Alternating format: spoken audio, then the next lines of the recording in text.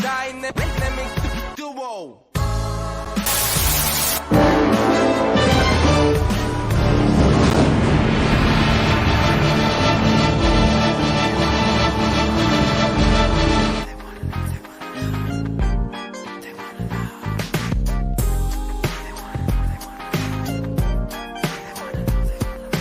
Kendrick, like if I ask yourself, why are we playing what the kid did right now? It's not what the kid did, what the front office did today, Kendrick. Yeah. Now, maybe about one something. I went down to my little restaurant down here.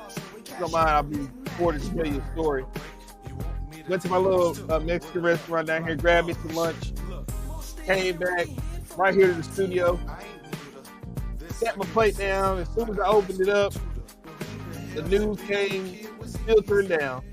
And what we all want, well, but I've always wanted for a decade now for this team. Oh, okay. It's finally happened. Okay. And what happened was Klay Thompson has finally come to the Dallas Mavericks. And I've been wanting this for a decade. I've been trying to make this work on 2K for all these years. And finally, after all these years, it took Nico to come into office to figure out how to make this happen for me to have what I want. And I finally got my favorite shooter of all time on the Dallas Mavericks. Hold on. Let me get this straight. For 10 years, you've been putting Klay Thompson on 2K.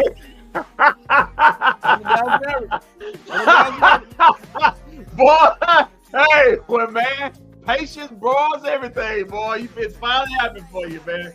Yeah, there it is, man. I told you guys it was gonna happen today. My partner in crime said, "Nah, you know what? It may go until past." I said, "No, it's not going to the fourth." You know, I try to tell you, it's gonna happen today. Once Paul George went to the 76ers, Paul George happened right about in the middle of the night last night. Yeah, I rolled over and checked my phone. I was like, "Oh, Paul George." Went to the 76ers and went right back to They happened about 12:30, 1 o'clock last night. So I knew. I told you before we ended the show. This gonna happen. I said this is gonna happen today, and lo and behold, it happened today. Yeah, about one something, close to one, like almost close to two, close to 2 or something like that, or 1:30 something, in a bit between somewhere around that time. Yeah, the news came down from Shams, and then Woj. Yeah, Klay Thompson signed a 3-year, $50 million deal. Got him for less. Way less than they thought they would. And we're gonna go through the technicalities of this deal, how Klay chose the Mavericks over the Lakers, and that, you know, hey man, and have we seen the last of this thing about, hey, LA gets everything they want? Because if you look at the parameters deal, and you look at the parameters, we're gonna talk about what LA's deal was. You're gonna say, damn. Well, it's not going to find out. It's not that Klay chose LA over Dallas. It's just that Golden State didn't want to do business with LA. Okay. That's what it was. But regardless of the fact, Klay's here. Shout outs to Nico Harrison. Eastside, why don't you suck it, pal? How about you get over here with that negativity? Yeah, man. What should be on the bench? What Houston got? Klay is washed up. No. Listen, all we need Klay to do what he do, shoot threes. Because like I said in the tweet and on my threads, if we'd have had that, we probably be NBA champions by now, but we didn't. So but we got the shooter we need. Like I said, the Mavericks play a certain type of offense that you have to have wings that's able to shoot. Getting Najee. The guy's shooting 40% off corner threes. He's a good corner three shooter, and also, Grimes is a good wing and corner 3-point shooter. But the pea of the pot, man, getting Klay Thompson. We're gonna run out some numbers. I'm gonna run out some numbers for you to let you know how this vastly affects the Mavericks. Now and even in the past, if you look at these numbers, but yeah, well, yes, Klay, he did go 1-11 against the Mavs, but he hit 203 pointers last season. I'm gonna turn it over to you. Go ahead and let everybody know how you feeling, man. Klay Thompson headed to the Mavs. Listen, man, I never thought Christmas could come in July, but Christmas came in July. I mean, man, I yelled in this studio when it happened. I couldn't believe it. I still got to go jump in that pool of water. I am going to jump in the pool. I'm probably going to try to get it done before the week's over. Maybe it's 4th of July. That's a good day, dude. Go do it on the 4th, man. Yeah, probably go do it on the 4th of July. Find a pool to jump in to celebrate the fact that Klay Thompson is here. Just like I wanted to. Yeah, man. First off, I want to thank my Lord and Savior, Jesus Christ, because without him, I'm nothing.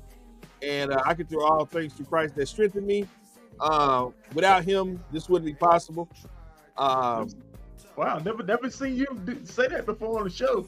Guess Klay Thompson had some kind of childlike thing going on. What is that? If you look at my Isaiah 40, Isaiah 40. If you look at my wrist, the chaplain from the Dallas Wings gave me this wristband, and it says Isaiah 40:31. And Kendrick, let me read what the verse says.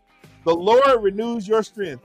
And let me tell you something. The Lord renewed my strength today when Klay Thompson became a Dallas Maverick. I'm pretty sure it's the reason why the Dallas Wings are handing them things out right now where they season going. We'll get to them in a second. But renew my strength. Renew my strength every day.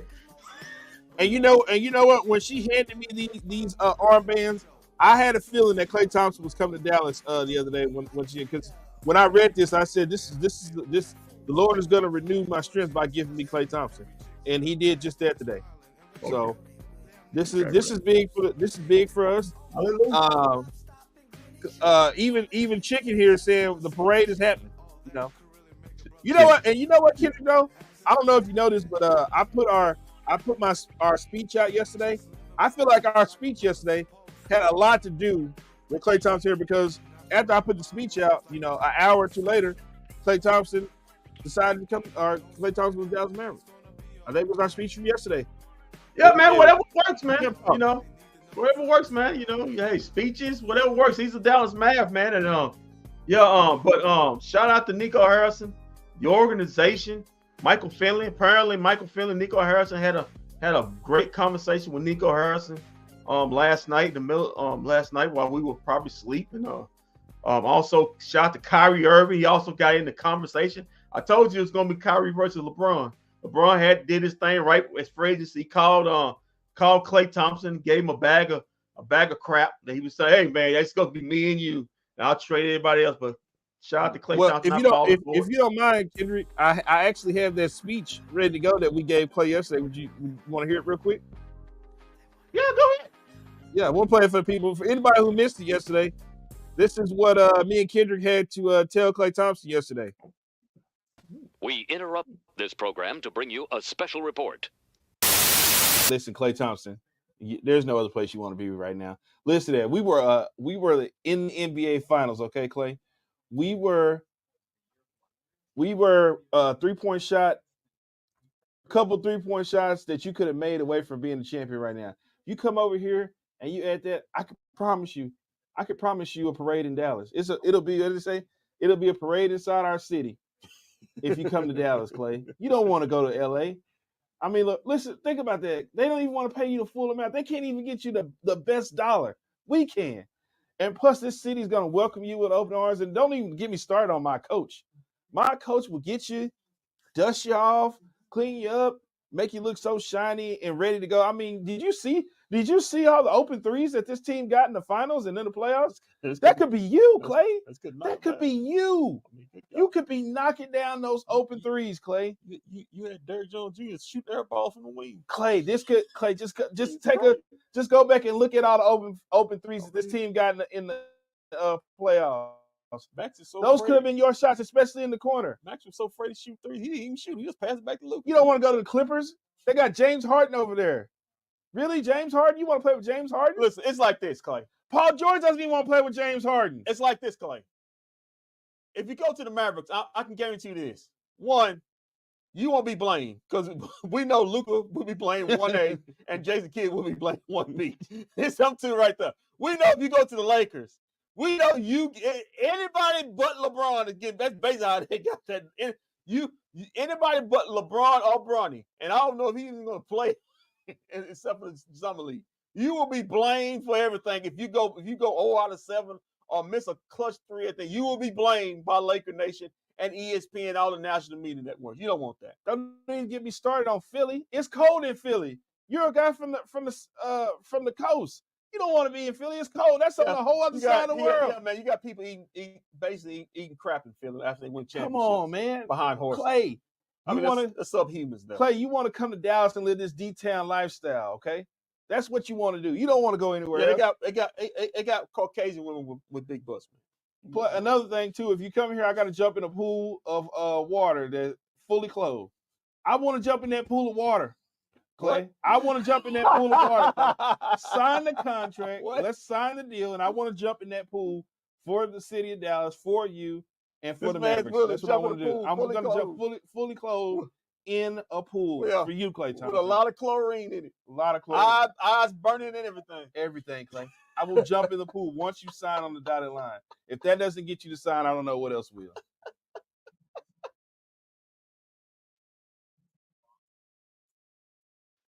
Yeah, man. If that didn't fire Klay Thompson up to sign that document, I don't know what did, man. Yeah, that convinced him, man. Burning out your eyes, chlorine. That convinced him for sure. Yeah. He's a water guy anyway, man.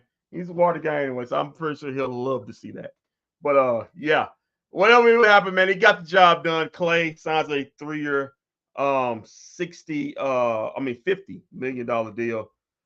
In the deal. Walt, do you have the as far as the what's going on in this action in that trade? You want me to read it? Go ahead, take it away.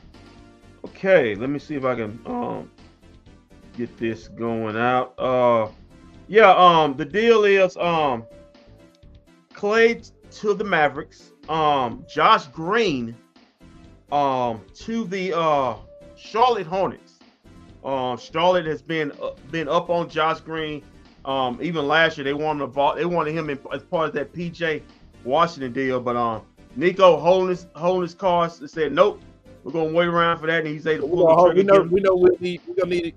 We know you'll be back later on down the line. We'll be back around, and Dallas sending also going back to Golden State is 2 second round picks. One of them is Dallas's 2031, and the other one is Charlotte's. And also that trade exception goes to the Golden State Warriors, so they for free for them to do whatever they want with it. So yeah, man, those are the logistics of the trade. So Mavericks get their guy. Man, yeah, there it is, man. There it is. It's already done. Clay Thompson. Well, I will tell you this. I have yet to get the press release from the Dallas Mavericks yet. Oh, well, it's done. But it's done. It is done. And you can bet your ass I will be at the press conference when Klay Thompson is introduced to Dallas. I bet your ass you will too. Front row. Wow, man, you gonna man? It's gonna be a fight between you and I will beat Klay Thompson. I will beat Klay Thompson to the Mavericks front office building. Man, that's dedication right there. That's dedication. So but as we trying to look up on something, the Mavericks basically Nico's hitting a home run this offseason. It feels great, and it's just a personal thing. I mean, it has nothing to do with Walt. It feels great to have a competent front office that actually knows what they're doing. Nico, Michael Finley finally let out of the closet and letting them talk. Getting what they've been able to do in the span of 3 years. Now having Kyrie, trading for Kyrie and him choosing us over the Lakers, and trading for guys like PJ Washington, Daniel Gafford, drafting Derek Lively, Omax, and now you see trading Tim Hardaway Jr., a contract we thought would never get out there, trading him for Quentin Grimes, a 24-year-old 3-and-D guy. So you replace Quentin Grimes Josh Green with Quentin Grimes because they're basically the same age, same type of player, but Quentin Grimes is better.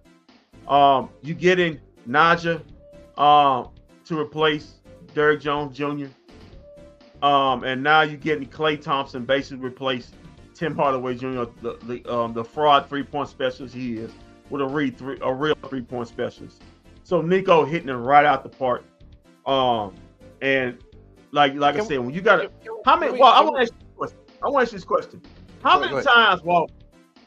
And then I'll turn over. I'm just going to ask this question. How many times during the Donnie, Rick, Mark, and the Ghost of Keith Grant era do we ever think, why we wasting our time? It's really not going to happen. There was no confidence in that organization. There was no confidence in that front office, and they never could get things done. You remember the time, the lowest point, the two lowest points is the OJ Mayo year with Salem Daniels there. And also the Danny Green fiasco. We had to rate Danny Green on his podcast to tell us no, it's going to the Lakers. That was a fair. I mean, Danny Green turned us down on his podcast. I don't know if that was rock bottom or maybe what's the guy from the Clippers? What's his name? The center. Oh, DeAndre Jordan. DeAndre Jordan. They put the chair in front of the house and said that we locking them in. And the comment they had, Bruce was telling everybody what was true or not. That Mark Cuban was driving around the city of Houston trying to find what DeAndre Jordan was, yelling outside. That was a low point. But it's no many low points anymore. You got a compliment, a good, I would say great front office. I'd say top 5 front office in the NBA. And the things other teams to pull on us, you don't get away with no more. I mean, I called it before. And I'm sorry to be long-winded. I'm gonna give it to you in just a minute. I called it before I saw it. That KP trade was one of the most disastrous trades ever in the history of Mavericks. You traded for a guy. You weren't the only one. Tomas called it too when it happened. Yeah, you traded for a malcontent who had outside problems not only with himself but his family. Also a guy who was injury prone, and coming over, he had a sexual assault problem too. Sexual assault problem, and you traded for a guy that the organization just came off of sexual assault issues. Traded for a guy one, and a guy who didn't come on the floor. And you gave him a max extension. A max extension. You took Tim Hardaway Jr., a player Atlanta didn't want. New York said, we're not giving you KP unless you take this guy. And all the picks, we just now stopped paying. We just now stopped giving away picks to New York. That was the last year. This is the last year us now owing New York picks. And what did he get us? KP won a championship with another team. That beat you in the finals. So that's our irony for it. And also, and Tim Hardaway, the deepest moments you got in the playoffs 2 years ago when you went with your first year on Jason Kidd, and except for one game here, that OKC game in Game 5, Tim Hardaway had little to nothing to do with either one of those deep playoff runs. None. So shout out to Nico. It was a tough. He dealt with a lot, but he's getting things done, and I think it only bodes for things in the future. Good things in the future for the Mavericks. They are a destination now, Walt. They are a destination spot. They show on Klay Thompson best moments. All they need to do is show me one moment that I'll never forget. Game 6 Klay. That's all I need to see. Game 6 Klay. Yeah, that's what I need to see. Okay. What I'm doing. You know what? I talked to Vosh earlier. Me and Vosh had a little small conversation. And I was telling him, I was like, you know what? If this had been the other regime, we would never have any of these other players like this. We wouldn't have players like this on any other regime. With the other regime, they would have never went for Klay Thompson. They would have never went for Kyrie Irving. They would have never went for any of those guys. No, because they were quote, they wasn't the right kind of man. You remember when we used to ask for guys and talk about guys, Well, they're not the right kind of math and stuff like that. Yeah, they're not locker room. They're not math culture guys. And I'm trying to figure out what does that mean, because most of the guys they were talking about were black. So read into that what you want. I mean, like I said, you had 3 white guys in the 60s, Rick, Donnie, and Mark, and the ghost of Keith Grant, halting the hallways of Mavs HQ, making all decisions, and as quick as 2021 was still making decisions about what basketball was was to them and to this organization. Now Rick is in Indiana. The ghost of Keith Grant has been exorcised somewhere else. Donnie's in Hawaii somewhere smoking weed with his daddy, and Mark Cuban, according to Tim McMahon, has little to none to do with running the organization now. It's all Nico. So now you got comparable guys who actually know what they're doing. They're up to date. They got new ideas, bold new ideas, and now you're seeing the fruits of their labor. Guys actually want to come here. They don't want to come here because of the last regime. I'm just going to say it. They didn't come here because of Dallas or the city of Dallas. They didn't come here because who was running the organization. I'll say it if nobody else wants to say it. Mark Cuban was the problem. Yeah, buddy. If you're watching, yeah, you were the problem. You, not nobody else. From your cartoon. Well, I kind of, yeah. He was part of the problem. A lot of players wanted to come to Dallas. A lot of people wanted to come to Dallas because of Mark Cuban. Okay, and why didn't he? Mark Cuban just didn't make it happen. But there are a lot of players behind the scenes that said, like, come out now, like Shaq and Paul Pierce. They like, I wanted to come to Dallas because I wanted to play for Mark Cuban. Like everybody, there are people who want to play for Mark Cuban. He just didn't. He just screwed it up. Okay, well then he was part of the problem. If they say I want to come play for Mark Cuban and it's on his lap, just like it was with Darren Williams. The problem was with him was if it involved giving up Dirk, he wasn't trying to listen to you, because he said Shaq said that he told him, he was like, Shaq, I would love to get you, but LA ain't gonna never go for nothing that I want to give them to get you here. I got nothing that they would want. He was like, no, you need to force it, make it happen. He's like, Shaq, LA ain't gonna do it. Well, like I said, we know they didn't have the pieces. They didn't have the pieces, but they were also bad at managing the cap space and pieces. Doing it, they just was. So either way, it still falls on his lap. So regardless, I mean, I'm not sitting up there trying to. If you want to say, well, I guess you want to say I'm shitting on him or whatever, that's fine. But at the fact of the matter, he's the guy who said, he wasn't the problem though, because he wanted to tell us everybody was underrated. Underrated, and I remember the quote: Roger Boo-Ball was untradeable. I mean, what? Well, I mean, he overvalued his players, every last one of them.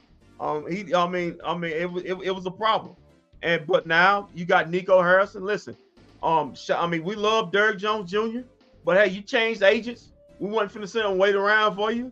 Life goes on. Good luck to you in the Intuit Dome and the Clippers. Wish you much success, except when you playing us. But he pivoted and went to Najee. Got a deal done. Got a cheaper deal done that the Clippers got with Junior. He got the deal when people was panicking about Kawhi. Same thing that how they was panicking about Kyrie last year. Guess what?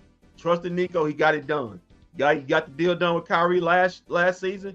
He got the deal done with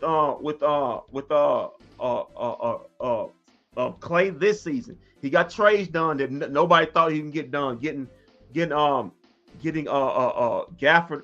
and Washington, PJ Washington here. He got the draft, hit that out the park with Derek Lively. Nobody thought, man, he traded back on Derek Lively. He's not a good player. Derek Lively, you redraft that draft. I think they did it on Bleach Report. If you redraft that draft, Derek Lively goes fourth. So you got a guy who you redraft that would go fourth. You got him at 12, not just 10. You got him at 12. You're able to pick up a piece and get another piece with Omax. Hopefully he develops into something. So Nico's doing deals, and he would just quote like you would say when people just got here, and even local media here, he's just a shoe exec. He's just a shoe salesman. That's what some people say. Just a shoe exec. He don't know nothing about basketball doing deals. Okay, sure. Yeah, because he didn't look like Donnie Nelson. So Yeah, of course, we had to find ways to hate on him. Yeah. So, but Kendrick, back to what you were saying about Klay Thompson. I'm sorry, not what you were saying about the regime or whatever. Let's first off, of course, hats off to Nico. Let's talk about what Nico's done in a short time span. Okay, let's break this down. Nico and Coach Kidd have been here together for what, 4 years now? It'll be starting 4 years. Be starting 4 years this upcoming season. In his first year, he got rid of Porzingis. He flipped Porzingis for Spencer Dinwiddie, Davis Bertans, and they went to the Western Conference Finals. Yeah. Right? Yeah. Okay. He comes back the next year, takes that and flips that into Kyrie Irving, and we missed the playoffs. Yeah. Right? And everybody's still on it. Now this year, we make the right trades at the trade deadline, and then we go to the NBA Finals. And now after the NBA Finals, after all that, this guy's got you Kyrie Irving and Klay Thompson in the span of 4 years. 4 years. Yep. That's amazing. Walt, let me read this roster down to you. I'm just gonna read this roster. I'm gonna start with the roster from last season. This is going on last season, the start of last season. So before pre-Kyrie Irving trade, this was after the Western Conference run when they lost Jalen Brunson. That the start of the roster. I mean, the start of the season. This is the roster: Luka Doncic, Spencer Dinwiddie, Dorian Finney-Smith, Reggie Bullock, Christian Wood. Remember him. Tim Hardaway Jr., Josh Green, Maxi Kleber, JaVale McGee, Lob County, Dwight Powell, podcaster great Theo Pinson, Davis Bertans, Fasu Campazzo, Tyler Dorsey. That was the start of the season. The roster last season. And Frank Ntilikina. That was your roster in 2022-2023 season. Now let's go to the start of this year's roster. Right now, presently constructed right now. Luka Doncic, Kyrie Irving, Klay Thompson, Derek Lively II, PJ Washington, Daniel Gafford, Quentin Grimes, Najee Marshall, Maxi Kleber, Dante Exum, Jaden Hardy, Dwight Powell, Omax Prosper, AJ Lawson. That's in 2 years. It's a 4-year turnaround, but that's in the past 2 seasons, coming up on 2 seasons now. That's what he's turned this Maverick roster from 22-23 to now 24-25 in the span of a couple seasons. If that don't make him, I hate to interrupt you real quick. But you see these highlights real. This is Game 6 Klay right here. We're gonna get one of these performances from Klay Thompson. This is Game 6 Klay right here. This is the game where Klay lit up. That was the game where Klay lit up Oklahoma City Thunder and made Kevin Durant come to the Golden State Warriors the next year. Because he could have used that in the finals. He kind of came to the finals, but he wasn't here yet. Hopefully we can get that if we get another chance this year. But you see what I'm saying, right? Nico has returned this roster, ultra aggressive, always willing to spend. And now he's got an ownership that say, it's okay. You go ahead and spend money. We want to be able to compete because we want to build a new arena here, a new luxury arena. So we got to put butts in seats to get that. So give shots out to Nico. I mean, my God, from 2 years ago to what this roster is going to look going to next season, you got to say that if you look at the totality of the West, I'm just going on the West. The 2 teams that stand out to me that are clearing ahead above everybody else is Dallas and OKC. I think those are 2 teams right now. Right. Hey, you know what? And that's funny you say that because me and Vosh was talking about that earlier. I was like, if you think about it, the top teams now are the Mavericks, the Timberwolves, in the Thunder. I was like, really, Timberwolves, they didn't really gain or lose. Yeah, I would say, I would say top two teams are Dallas and OKC, and then right just a tick below them are the Minnesota Timberwolves, because until now they haven't done anything, so they're still basically the same team.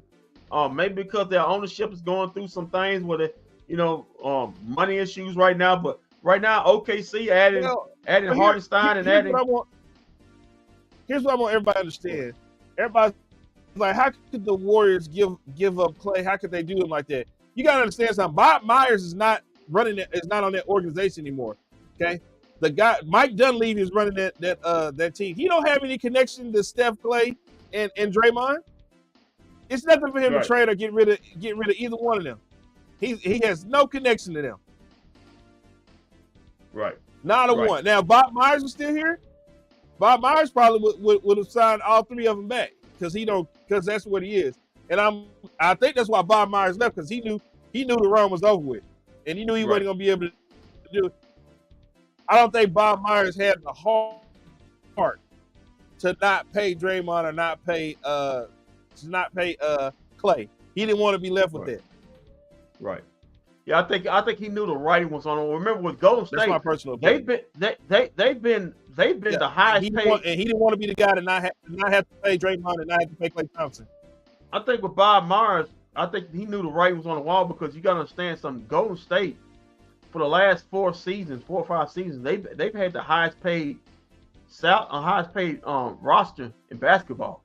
So at some point, when teams Walt hit the nail on the head. When they won their last championship, that literally was their last championship. The run was over. They got one more championship, and that was going to be it. So Bob Myers saw the writing on the wall. The salary's going to go down. And then all of a sudden he steps down. Mike Dunleavy steps in. Like I said, he doesn't have any connection to no players. He's trying to write his own chapter. Whether it's going to fail or succeed, that's yet to be continued. That's to be continued. So, the writing was on the wall, and the respect Clay thought he was going to get, new management, they don't owe him that respect. So Clay said, you know what? I'll seek interest elsewhere. So, and hey, things happen. No, they did offer him a contract, and he turned it down. So, yeah, they offered a contract, but I've heard they basically said you're not a starter anymore. We're gonna put that kid Pawnski, the guy they just drafted, and make him a starter. And Clay felt some kind of way. Whether he was right on it, I don't know. But every guy's got pride, especially if he's helped win you 4 titles. So he can look at Draymond and say, "Hey, Draymond still got his starting position. No shit. He's running around punching teammates and choking out guys, getting suspended every other week.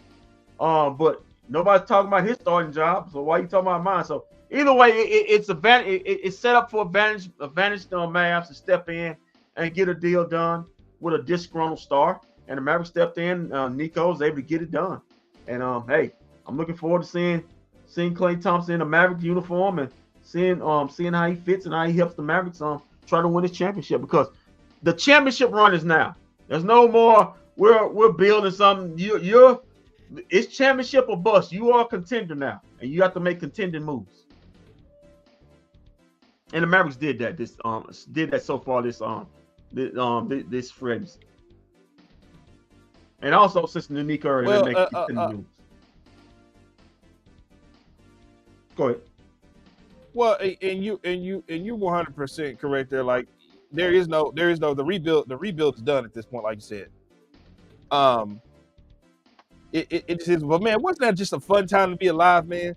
That was bad. That basketball was fun when Golden State was on their run and was shooting all them threes, man. That was just some fun basketball to watch at that point, at that time, back in what, 15, 16? Man, that was just a fun time, man, to watch basketball when they played. Yeah, they redefined what basketball is. They'd be down and losing to somebody at halftime and would come back and just shoot threes and just get back in the game. This dude, Klay Thompson, scored, 60 points in like 30 minutes? Yeah. Yeah. They redefined what basketball is now. Basketball used to be, in the post or kick it out slow. We get to the basket. Twos are better than threes, and they redefined it. Say, hey, let's just shoot a bunch of threes. And now you see what a team's now trying to do. Everybody's shooting threes. It's so much 3-point shooting now. Now even the bigs, even if you're a big, you gotta know how to shoot threes now. So they redefined basketball. They redefined the word 5 out because when you remember that death lineup they used to have, that was the first 5 out lineup where they had Draymond, Iguodala, Clay, Steph, and who else? Livingston. Was it Livingston? They had so many people they would throw in there. They put Yeah. Livingston. They went. Yeah, they had David Lee. They had Zaza Pachulia. They just had 5 guys who are out there that all can create and all can shoot threes. And it's basically what you see in Boston Celtics, basically copying them doing the same thing. 5 guys on the court at all times who can dribble, pass, and shoot. And that's what we've been asking for the Mavericks for years. Who to do? Hey, we need to have guys. Your 3-and-D wings, we want them to shoot, but they got to be able to create or do something off the dribble in case guys close out. The year of the 3-and-D wing that's a Dorian Finney-Smith or Reggie Blake that can only shoot, those days over with. You got to be able to have some handles, at least get to the basket. And they got that with Klay Thompson. They got that with Najee, and they got that also with PJ Washington. Guys who have a little bit of handles where they just not just straight 3-point specialists that don't do but catch and shoot threes. The Mavericks are starting to create their own 5-out lineups and more interchangeable players who can do more than just catch and shoot and just stay on the court and just wait for Luka Kyrie to do everything for them. Why does everybody keep talking about Klay ain't gonna start? Like what makes you think? What makes that you think that Klay? Listen, listen, guys. How many times has Kendrick told you the money has to be on the floor? On the floor. That was one of the floor. That was fun. Listen, guys, that was one of the reasons. I just got to tell you, one of the reasons why Klay was kind of pissed because he wasn't gonna have a starting job next season. He didn't have one this season. The second half of this season, on that kid Paul Onskin they just drafted, and one of the provisions that had to be in for Klay to choose us is what he wanted. That they talked about. I think it was a tweet talked about with Mark Stein that he's going to start. So he's going to be your starting. He's going to be your starting 3. That's what's going to happen. He's your starting 3. He wanted to start. He wanted to prove he sees himself as a starter, and damn it, he deserves that right to come in and prove to everybody he still got it. He's got more championships than anybody on the team coming in, so he deserves that right. Give him that shot. You need him on the floor for his shooting, and he's not the defensive player he used to be, but he's still a good defensive player. So I don't think he's gonna miss much. And I think he's got something to prove. I think you're gonna see the best out of Klay this upcoming season. The guy's got pride. I think you'll see it. One thing my coach is good at is, as I keep saying, he gets you, dust you off, and make this guy. My coach took this team to the Western Conference Finals with Maxi Kleber and Dwight Powell as your starting center. Just let that sink in. Let that sink in. He's actually right. Let that sink in. Dwight Powell and Maxi Kleber. Look what he did with PJ Washington and Daniel Gafford in a matter of months. And got to the finals. So all this fire Jason Kidd, that talking should have stopped after the first year. It damn sure need to stop after this season. So Jason Kidd has earned the right to whatever stuff that happens during this season. Hope it's good. If it's bad, he's earned the right to not be judged on account. Yeah, you can judge him on certain things, but asking the guy he should be fired, that stuff needs to end. Jason Kidd is one of the top 5 best coaches in basketball. That's just a fact. And I think it's been proven. The 2 out of his first 3 seasons with this organization, he's took you to the Western Conference Finals twice and to the NBA Finals. Nothing else needs to be said about Coach Kidd. He's a damn good coach. And you need to be lucky. You need to be lucky you have him, because there's a lot of organizations. Boy, woo! If he on the market right now, they'll fire their coach right now and get him and take him in a heartbeat. And that's not my words. Go read the tea leaves. I mean, the Mavericks had to give him that extension. It was a reason that thing came out. Not only him, Nico too. It wasn't no pain. The Lakers came out with. ESPN came out with the Lakers looking at Ty Lue and Jason Kidd because they want him because they want him. They good coaches. So yeah, you got a top 5 general manager, you got a top 5 coach, and look at the fruits of their labor. So all props to those guys, man. They doing work, man. So Kendrick, let me ask you this real quick. I'm gonna have Yes, you sir. do something real quick. So we've got what, 4 or 5 big threes in the NBA right now?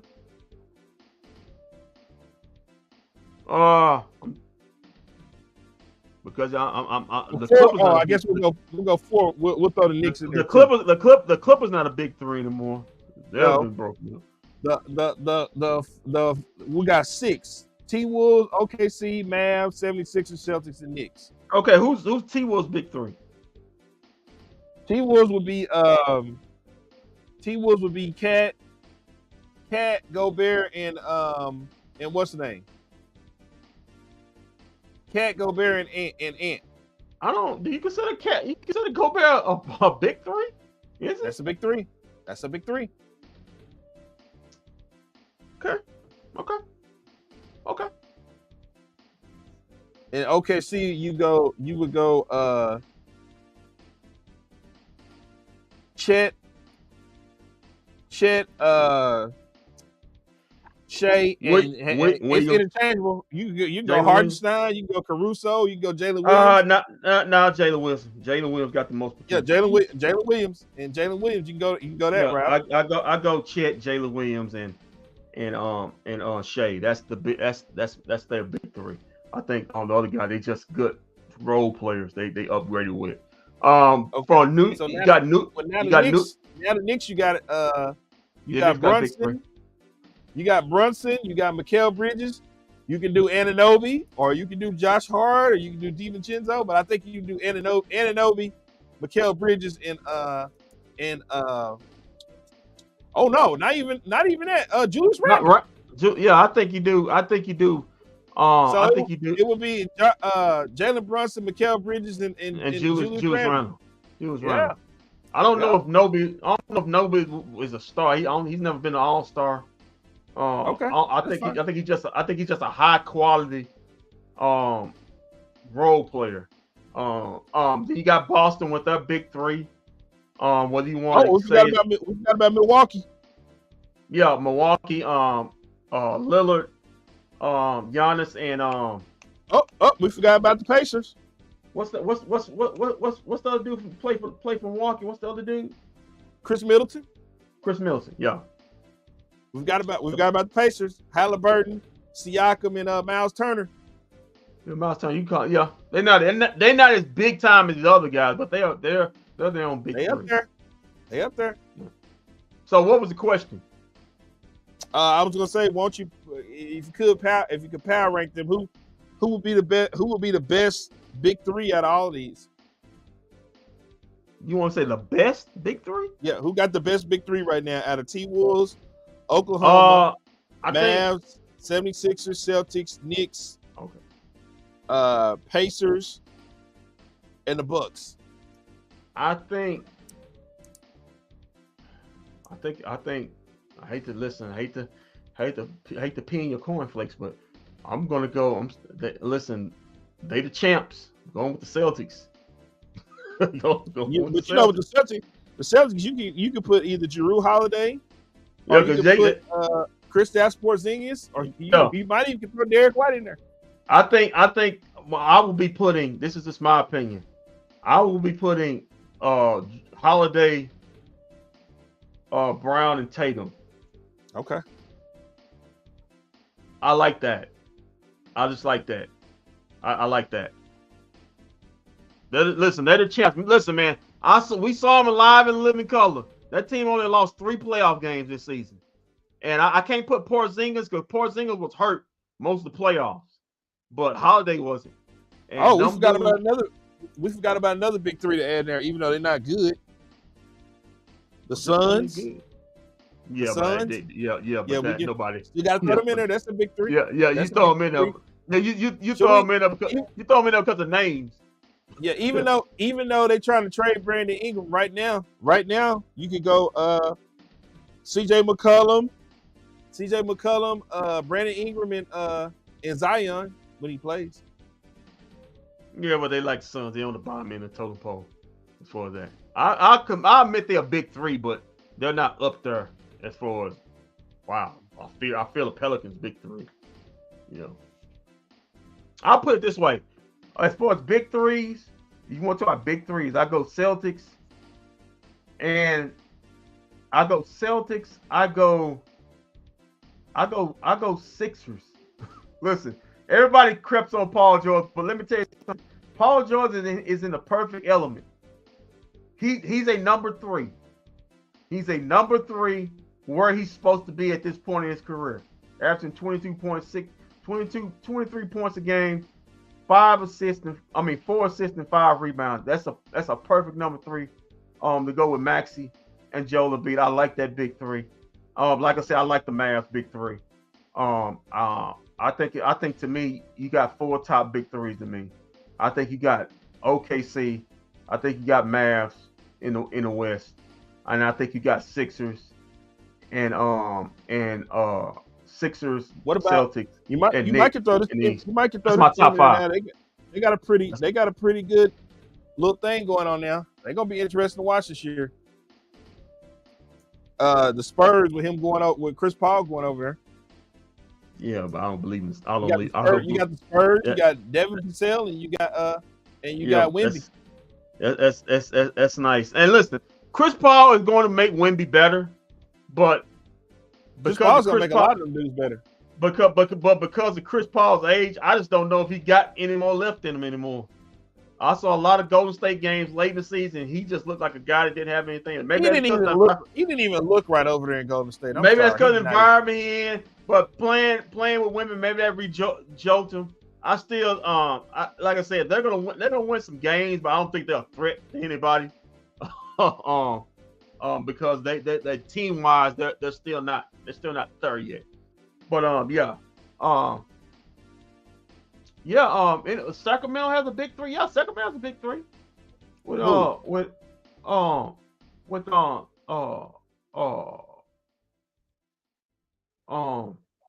Damn, I gotta read their roster. What's the point guard? It'd be Fox, Sabonis, and who else? What's the kid that got hurt? Got hurt. Not Hughes. Keegan Murray. No. Yeah, Keegan Murray. What's the kid? Hold on. What's the kid that got hurt? He could be for 6 man of the year. That was He Huter. got hurt. Not Huter. He's the black dude on numbers. 0. Malik Monk. Malik Monk. Yeah, Malik Monk. Yeah. Most big 3s are starters. Malik Monk comes off the bench. I mean, you come up bench, he's having 22 points a game. Yeah, that would the big 3s are starters. Denver. No, they done. Denver. Yeah, but they got a big 3. Yeah. They still got it. You're right. They still got it. Murray, Joker. Yep. Murray, Joker, and MPJ. Yep, you're right. I didn't even think about that. I forgot about them. Oh, and newly acquired, they might be having Russell Westbrook over there too, from what I hear. Yeah, big. We staying with big 3. That dude, you talking about washed? That dude's washed. All right, he's washed. Yeah, but yeah, man. But give me those teams, the top 5 big 3s. OKC, Mavs, Knicks, Sixers, and Celtics. They're the top 5 big 3s in the NBA. You can. Okay. I don't know which order. Whatever order about. That's my top 5 big 3s. So, I would say top 5. Or I guess I can rank them out of these this group right here. Number 1, I'm gonna give it to the Celtics because they're the champs. That's number 1. Of course, I guess because I'm a homer it up and take the Mavs as number 2. Give me the 76ers at number 3. I just like what Paul George fits there. He's the third banana. where he's supposed to be. It's kind of like Porzingis. He's not a 1, he's not a 2, he's a 3. And he's where he's supposed to be. He's a third banana. Give me the Nuggets at 4. This is where it gets a little tricky at. I think I'm gonna take the Knicks at 5. Okay. I'm gonna put the Knicks at number 5. Okay. You got so your top 5. You got OKC out, and my top 5. I got the Nuggets out. We got everything the same except you got the Nuggets. I got OKC. Okay, but then I go number 6. I got the T-Wolves. Oh, you going pull it down? Okay. I'm just gonna go throughout. Go throughout. 6. I got the T-Wolves. 7. I've got OKC. Any day, those two can switch.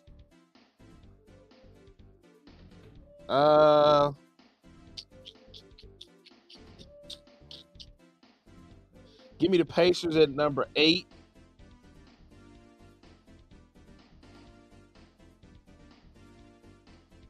I'll take Milwaukee at number 9. Give me the Suns at 10. Haven't really seen, I guess, and I'll take the Pelicans at 11, and I'll take the Spurs at 12, just because I haven't seen it yet. Because I haven't seen the Spurs. I just haven't seen it yet. Even though I guess I haven't seen the 76ers or the Western. Tell you what, play devil's advocate. You know what? Give me scratch that. Yeah, no, I'm gonna keep it that way. Play devil's advocate right here. If DeRozan land either with the Clippers, which is starting to be reported, either the Clippers or the Lakers, those are the 2 highest entries. Where do you rank that with LeBron, AD, and DeRozan, or Kawhi, Harden, and DeRozan? No, that's not a good fit. Listen, Okay, well, they in the mix on. Everybody that's left, what free agents are left? I really don't know, my friend. What somebody showed it on Twitter, on X, had a list of it. With available free agents. Keith, what's his name? Let me see. I think somebody had it on Instagram. Keith. A big Keith name. Keith Smith keeps coming out with these available free agents. Still left. Let me see if he got it.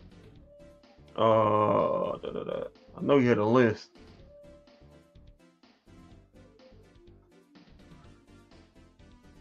I thought he had a list. That may be somebody else. Yeah, that may be somebody else because I don't see it. Okay, let me see. Free agent tracker.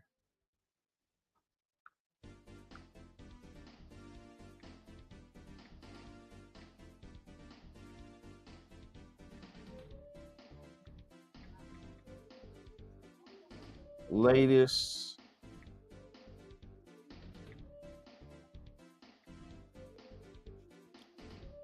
Let's see, can we find what? No. Okay, here we go. NBA.com. Oh, you got it. This maybe no. This is not an updated one. Okay, I'm trying to see what latest. Let me hit latest and see if they got somebody up. Okay, notable free agents left. This is 2 hours ago by Damian Peter. DeMar DeRozan, Gordon Hayward. Okay. Buddy Hield. Okay. Gary Trent that's a good one. Okay. Patrick Beverly, Ferrari. Kyle Lowry, Markelle Fultz, Tyrese Jones, and Dennis Smith Jr. Okay. So, well, remember the Mavericks still got to sign one more person. Right. Would you take another fly on DSJ? I would, and I also would take a fly on Buddy Hield. Get another shooter. Buddy Hield. But I like DSJ because that's another ball handler. He's a good defensive player. Very good defensive player. People been talking about, well, since we lost Derrick Jones Jr., we don't have a point of attack guy who can guard guards anymore. Well, he can guard guards. That's not true. That's not true. What's his name can do it? I'm just saying that was all on Twitter. I ain't agree with it. I'm just letting that was the point on Twitter. Well, we don't got a guy who can guard guards anymore or point guards anymore. But DSJ can do that. He's a very elite defensive player. Sadiq Bey is available. I think we done with the Sadiq Bey experiment. Yeah. Is Spencer Dinwiddie? Is he still available? I think he is. Also, okay. Spencer Dinwiddie. Okay, so going to the Lakers. I heard that Lakers said they wanted to bring Dinwiddie back. If I was the Lakers, I would be trying to go for Buddy Hield and DeMar DeRozan. If LeBron don't take that pay cut, if he takes that pay cut, then that money is going to take a pay cut, but he wants them to just get people. But if I was them, I mean, if I'm the Lakers, I'd be trying to go for it. But I'd still be trying to trade D'Angelo Russell, and I'd be trying to get. Get DeMar DeRozan. I'd get DeMar DeRozan, and I would get Buddy Hield for the Lakers. That was the thing that's kind of funny. DeMar DeRozan a couple of days ago said, "I can't wait to work with JJ Redick," and then the next day they talking about trade Jazz again. But I think they're talking about trade him to Brooklyn. Maybe getting because Brooklyn's in a fire sale, so try to get Cam Johnson in there. So, never know. Trying to look at some notable. Oh well, you know what else? You know what else's name is out there for trade? The Lakers probably need to see if they can get that going. Lauri Markkanen. They want Lauri Markkanen going off the Utah Jazz. Yeah, but I don't think they got it. Listen, you're dealing with Danny Ainge. And he's available. Danny Ainge is trying to tank. Yeah, Danny's trying to tank, but Danny Ainge wants.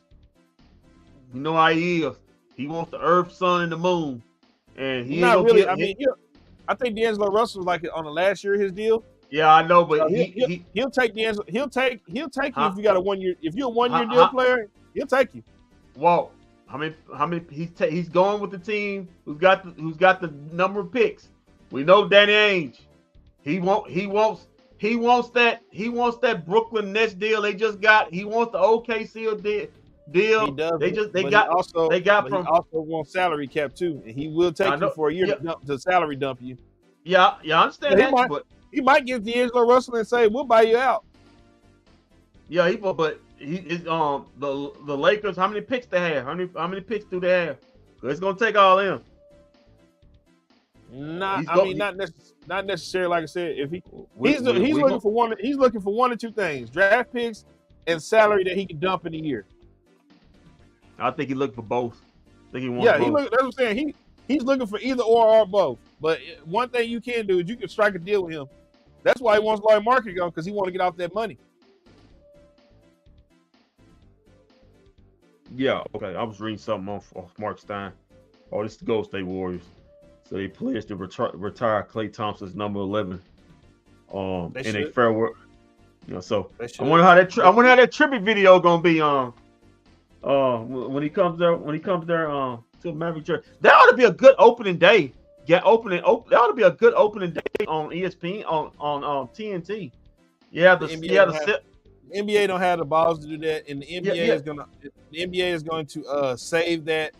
That's gonna be a Thursday night. That's gonna be a Thursday night game or something like that. You know what that'll be? That ought to be a good Christmas. Christmas Day, yep. Day game. Christmas Day, yep. Christmas Day. There it is. Mark it down. You got it right there. Mavericks at Golden State Christmas Day. Mark it down. Yep. Mark it down. Hold on.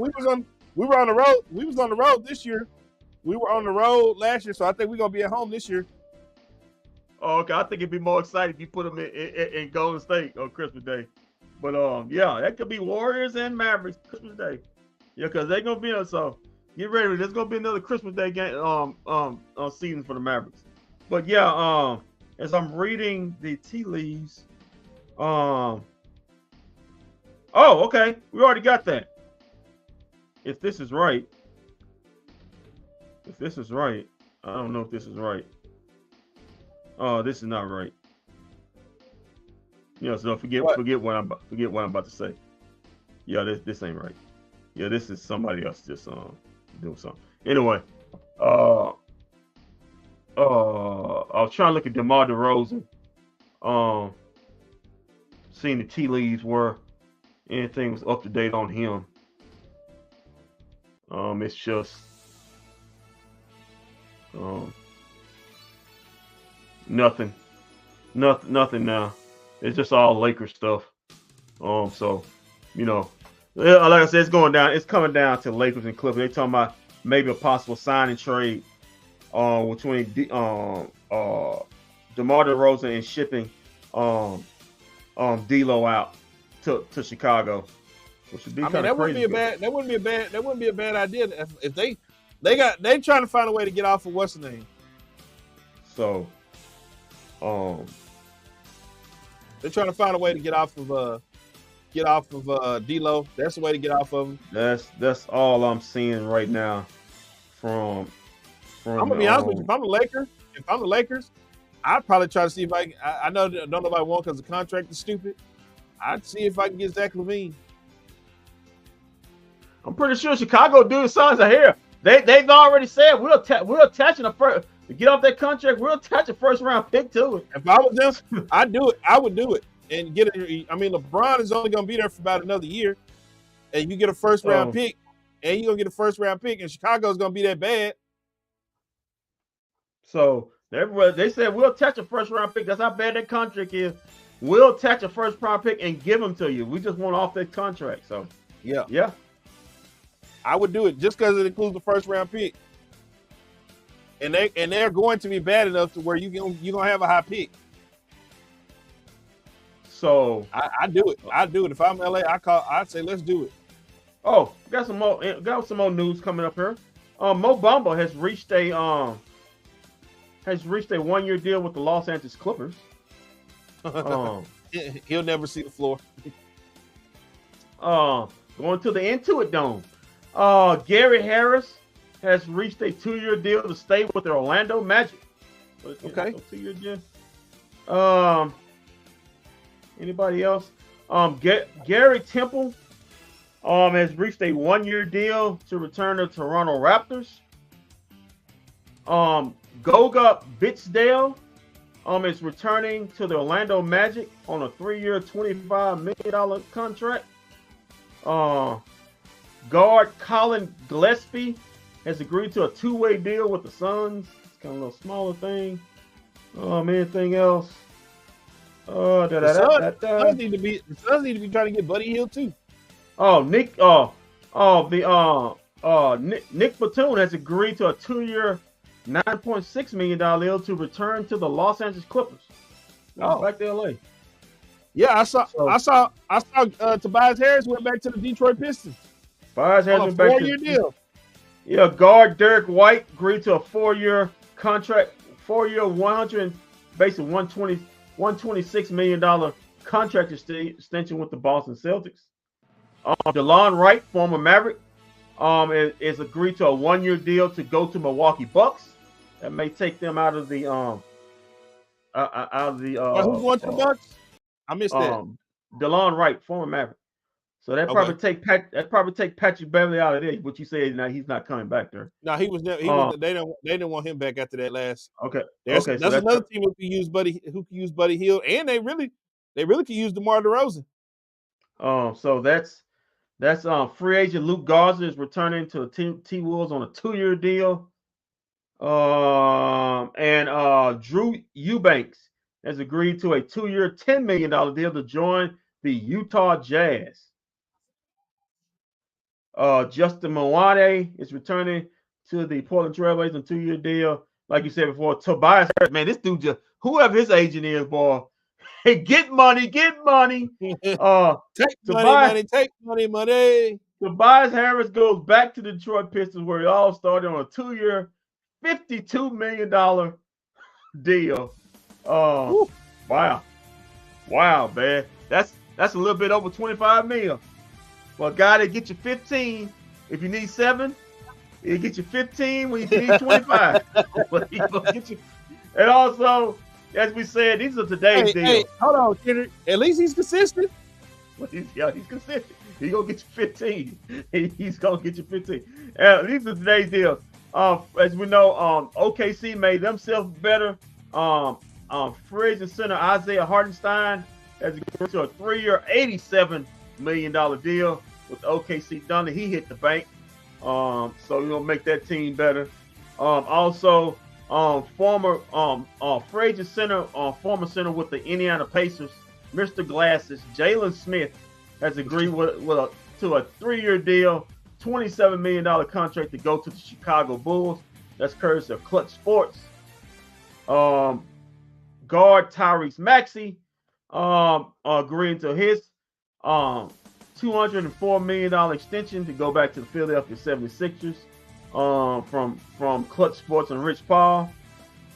And also we know Paul George landed in Philly for the 4-year, $212 million max contract to join the Philly 76ers. Also, Kelly Oubre signed a 2-year deal going back to Philly. That's for $16.3 million to stay with the 76ers. How many people in WWE do the spear? My God. Yeah, and I think that was the deals for Mason Plumlee agrees to a 1-year deal with the Phoenix Suns. Wow, this was this was yesterday. I couldn't believe this deal. Washington got a lot of centers on the team now. I'm expecting a trade. Somebody did sign one. Who was that sign Washington? Jonas Valanciunas, 3-year, $30 million deal. Yeah, what was he thinking? Hey, they got a lot of centers on their team, so somebody's gonna get dealt probably before the season. So they looking probably to trade for picks. So don't look at the last one. They remember the number 1 pick. The number 2 pick was a center they just drafted with Alex Zar. So and plus they got forgot the other kid that used to was drafted by Sacramento in Lucas draft. He's there, so they got abundance of centers. So somebody's gonna get traded. But yeah, that's free agency right there.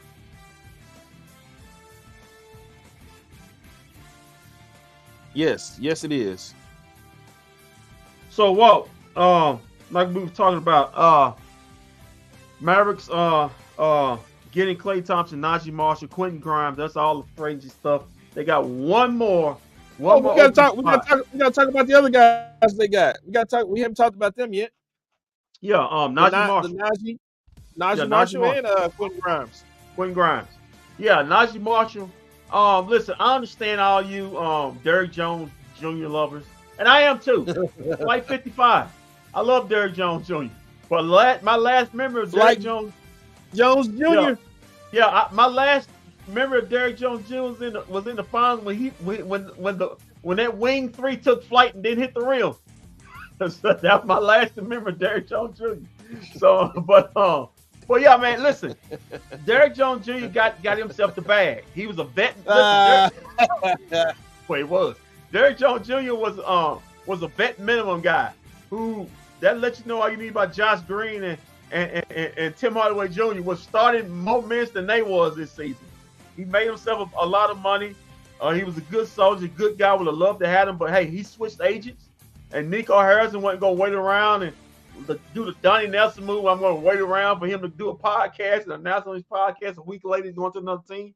He shift focuses, and we got Najee Marshall. Najee Marshall is an elite defender, and I told we was on the group chat yesterday, and EA he chimed in and said, "Well, who are we going to guard? Guards and guards." Well, I said, "Well, you got Najee Marshall." Well, you got yes, he can. Najee Marshall. They put it as far as who was the best guards guarding, as far as the top. He is a casual. He don't even know. He probably don't even know what team Najee Marshall played for. Najee Marshall, who's the most elite defender guarding guards last season, and it was Najee Marshall. He was the best defender of Shai Gilgeous-Alexander. That's the team you're competing against. That's the guy. Even though you won the series, Shai was cooking everybody in that series.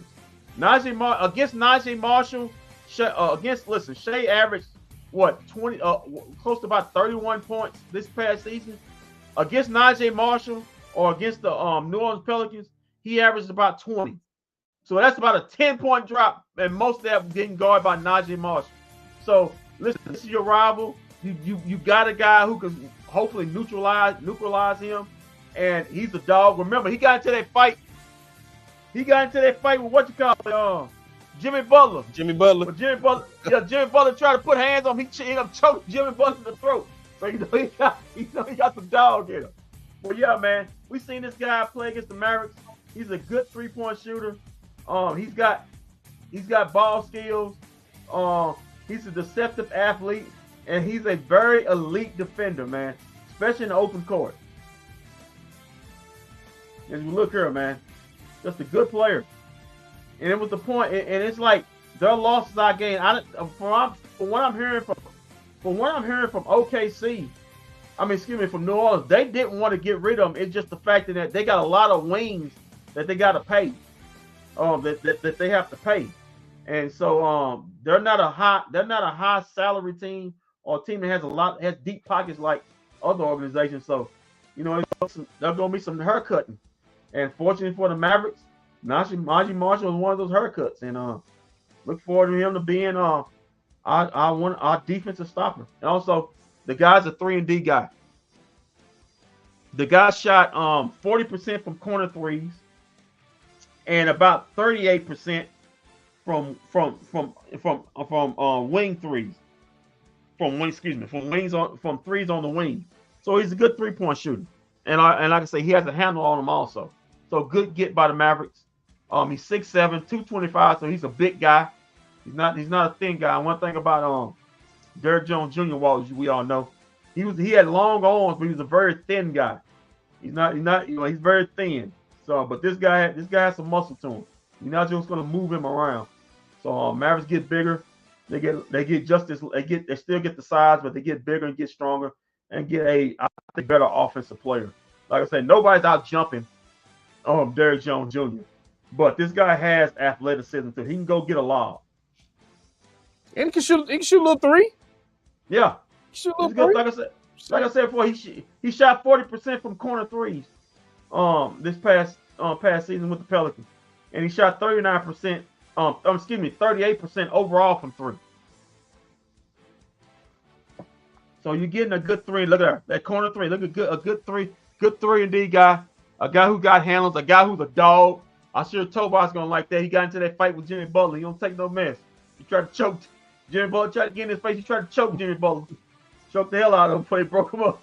Butler put his hands on his throat first. So he was like, "Oh hell no. I got put my hands in your throat." So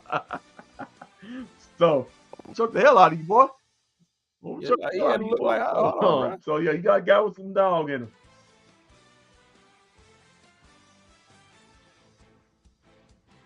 You see right here, like I said before, man, good 3-point shooter, nasty and all of that.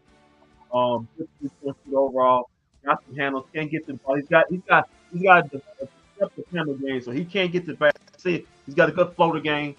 So he's got all the tools to be a top 8-man in the rotation. Look at her. He's just a good player, man. He's just a good player. That he is, man.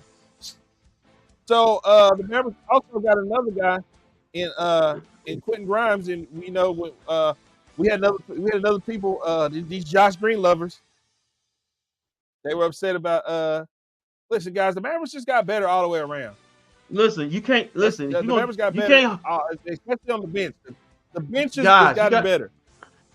Guys, you gotta understand something. You're trying to win a championship. You're not trying to have friends. Hold on, I don't mean to cut you off. I don't mean to cut you off, Kendrick, but this is what you guys gotta understand real quick. You're not gonna go back to the finals with the exact same team and think you're gonna win. It's not gonna happen. Just wasn't gonna happen. That's what we paid Nico. Nico looked at this team and said, "All right, we can't go back with the same team to the finals and compete. we got to make some changes. And they made the changes. Yeah. Like you said, you hit the nail around the head. You're not going to go back to the finals with the same team. Listen, you saw what happened in the finals. You got obliterated. I mean, you got obliterated in the finals. It caught up with you. The Mavericks were the worst 3-point shooting team in the playoffs and managed to get to free throw too.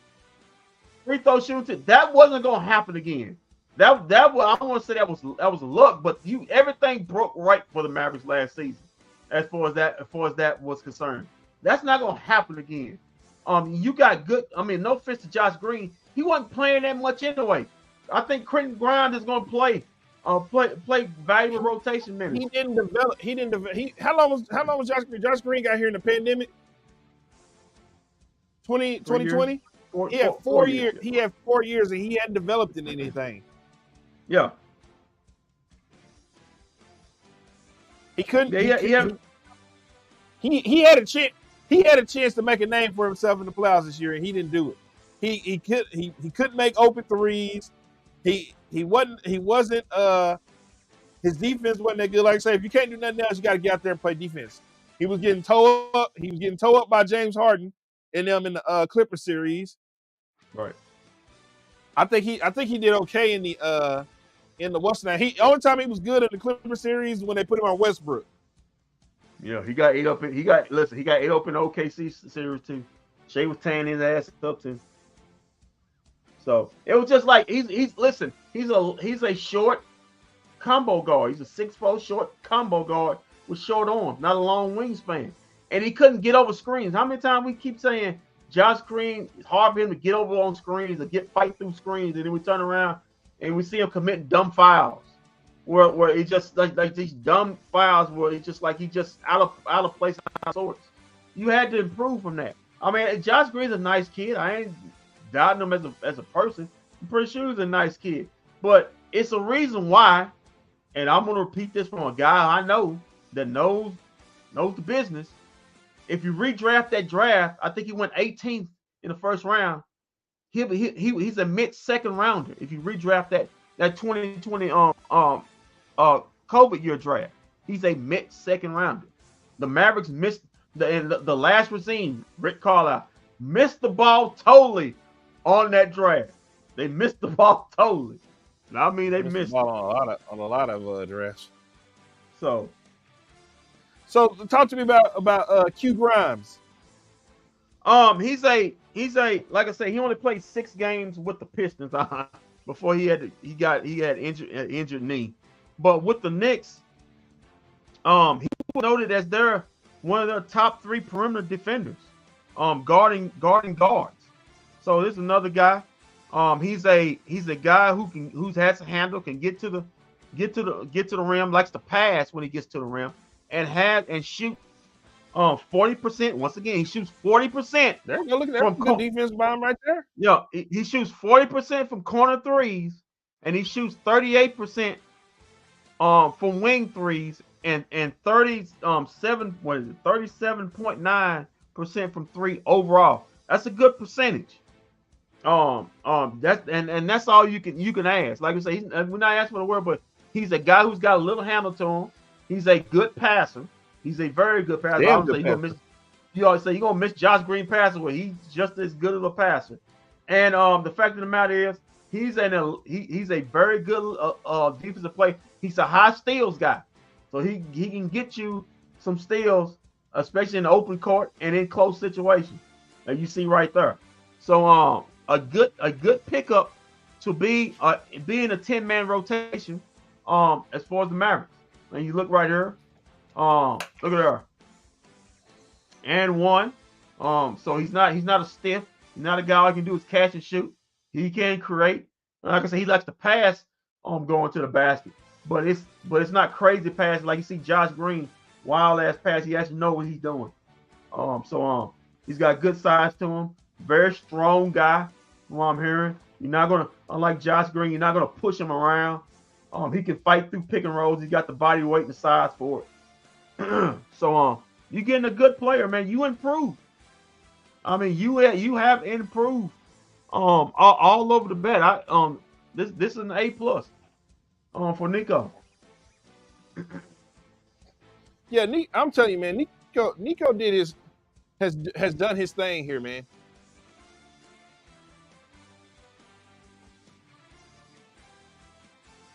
Look at her, great pass. Look at her.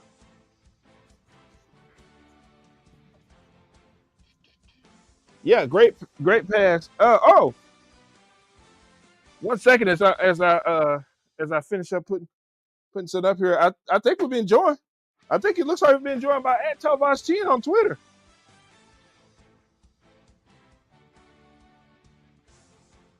And this is somebody I definitely want to hear from. A guy who's is a big Mavs fan joining us right now.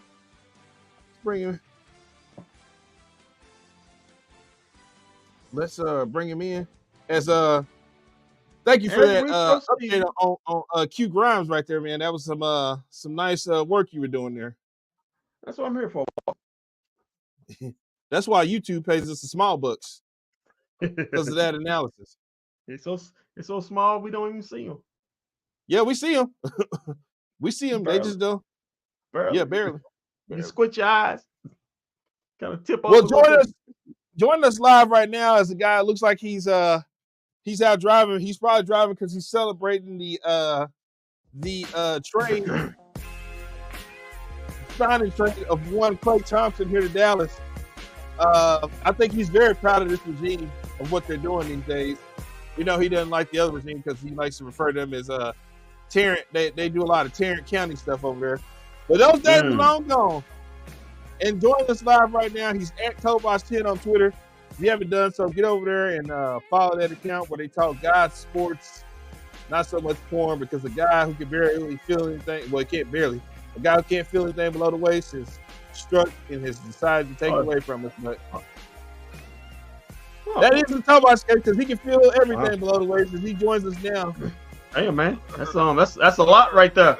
Why you talking about somebody? Man, that's a lot right there, man. I mean, Tovash, I know you like that. Tovash, know you like that. It's pretty sick that a man who can't feel anything below the waist is trying to tell other people what they can do below their waist. It's like if I can't have none, no, neither can anybody else.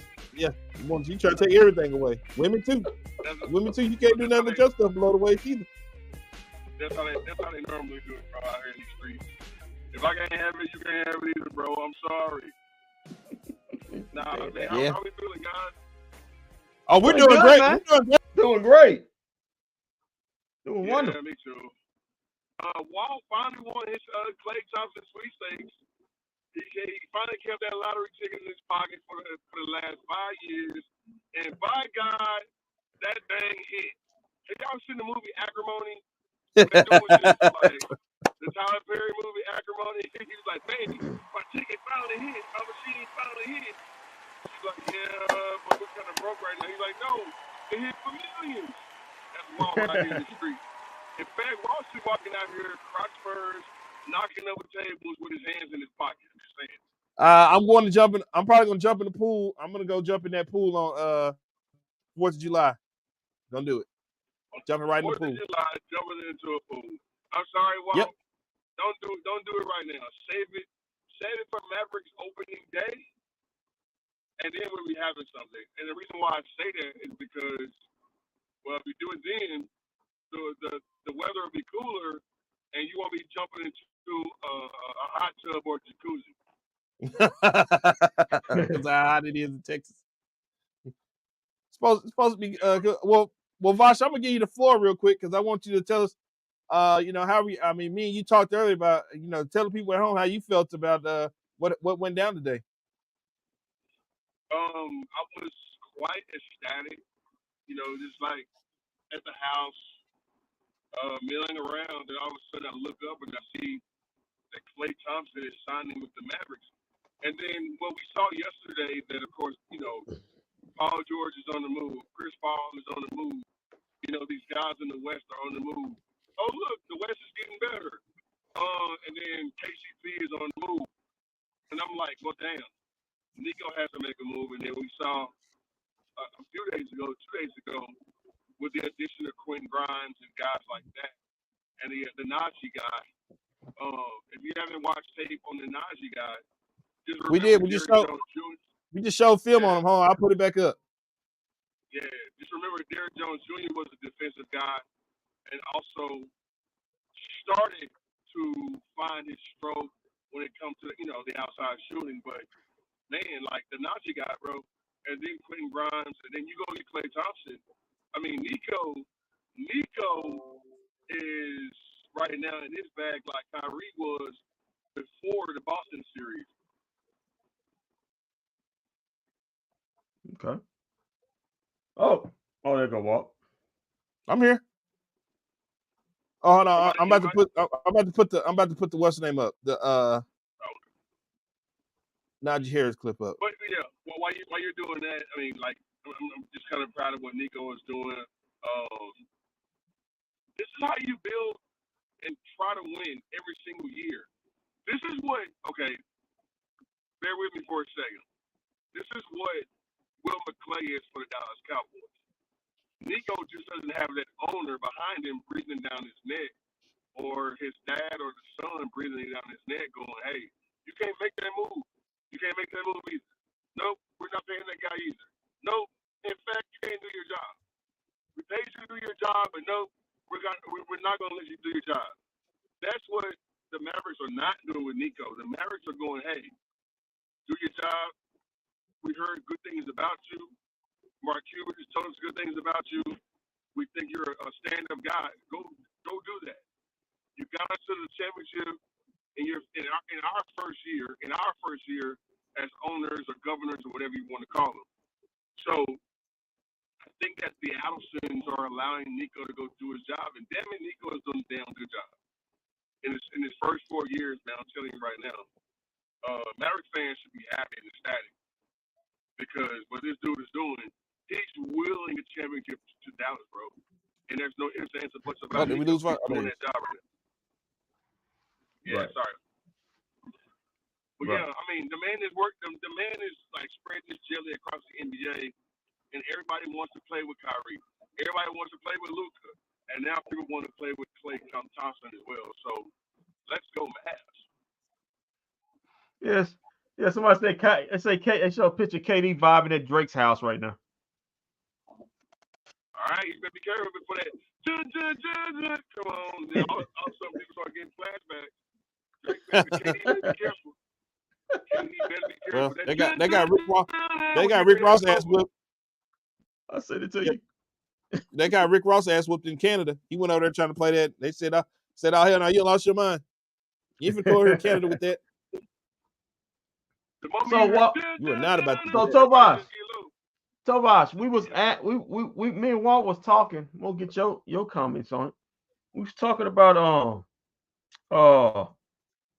big threes, as we believe that the Mavericks do now have a big three with Klay Thompson, Luka, and Kyrie. And we was talking about big threes in the NBA and where you rank the Mavs. As we look at what the Philadelphia 76ers were able to do. Yeah.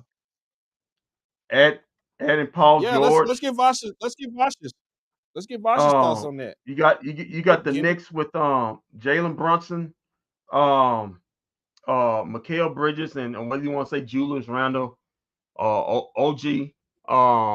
Then you got Boston with their big three, whether you want to put I guess you can put Drew Holiday, Brown, and Tatum. I don't put Porzingis in it because it's Porzingis, and hell, he was injured most of the playoffs.